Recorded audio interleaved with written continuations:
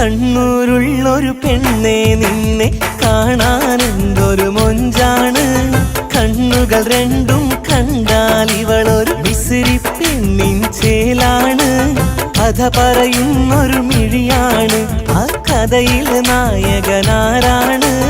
കുടമുല്ലപ്പൂം ചിരിയാണ്, ആ ചിരിയിലെ